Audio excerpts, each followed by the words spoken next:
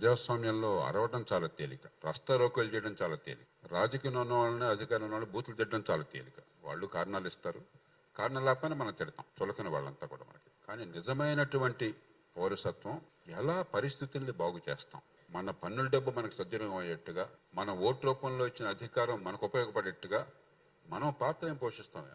ఎలక్షన్లో ఆ రోజున కేవలం ఓటు వేయడం, ఏదో హడావిడి ఆర్భాటంతో కొందరు డబ్బులు తీసుకుని పాపం ప్రలోభపడి, మరికొందరు తాయిలాలకు ఆశపడి, మరికొందరు కులం మతం వర్గం పెట్టుకుని, ఇది కదా 190 మంది ఓటేసే తీరు. దాంతో పని అయిపోయింది అనుకుంటే ఫలితాలు రావు. పాలనా సమాచార హక్కు చట్టం, రైట్ టు ఇన్ఫర్మేషన్ యాక్ట్ అన్నది పౌరుడిని భాగస్వామిని చేయడం కోసం ఉపయోగించే చట్టం. దీనిలో అద్భుతాలను జరగవు, కానీ మన చేతిలో ఒక మంచి ఆయుధం. జవాబుదారితనం కోసం, పారదర్శకత కోసం, కాస్త ప్రజలకు ప్రయోజనాలు సరిగ్గా అందడం కోసం ఒక ఆయుధం మన చేతికి దొరికింది. ఆ చట్టం నిర్మాణం చేయడంలో చాలా మంది చాలా సంవత్సరాల పాటు కష్టపడ్డారు. అదృష్టం కొద్దీ ఆ చట్టం తుది రూపకల్పన చేసే అవకాశం నాకు, అరుణారాయ్కి దక్కింది. ఆనాటి ప్రభుత్వానికి నా మీద ఉన్న విశ్వాసం వల్ల తుది నిర్ణయం నాకు వదిలేశారు.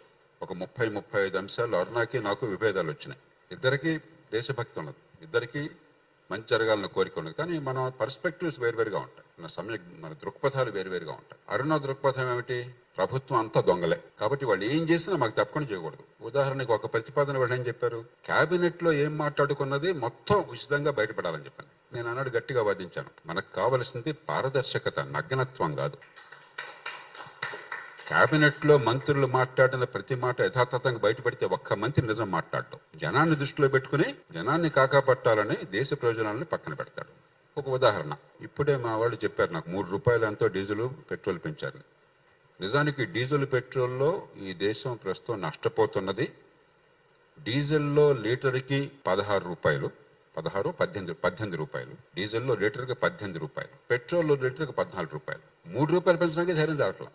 క్యాబినెట్ చర్చ అంతా బయటపడింది అనుకోండి, సార్ సామాన్య ప్రజలు అన్యాయం అయిపోతారు సార్, మనం చేయొద్దు సార్, 3 రూపాయలు పెంచొద్దు సార్ అని అంటే ఆ నిర్ణయం చేసే ముఖ్యమంత్రి ప్రధానమంత్రులు దుర్మార్గులు చిత్రించాలి. ఎందుకంటే వాడిని దింపేసి నేను కూర్చోవాలి అక్కడ. ఇక దేశంలో దేశ ప్రయోజనాల కోసం, దీర్ఘకాలం కోసం నిర్ణయాలు ఒక్కటి కూడా జరగవు. మనం తెలుసుకోవాల్సింది క్యాబినెట్ నిర్ణయంలో ఏ నిర్ణయం చేసావు, ఎందుకు చేసావు, ఎవరేం మాట్లాడారు, ఇవన్నీ మనకు అనవసరం. సో ఈ విజ్ఞత కావాలి. ఇది ఒక అంశం ఉదాహరణకి.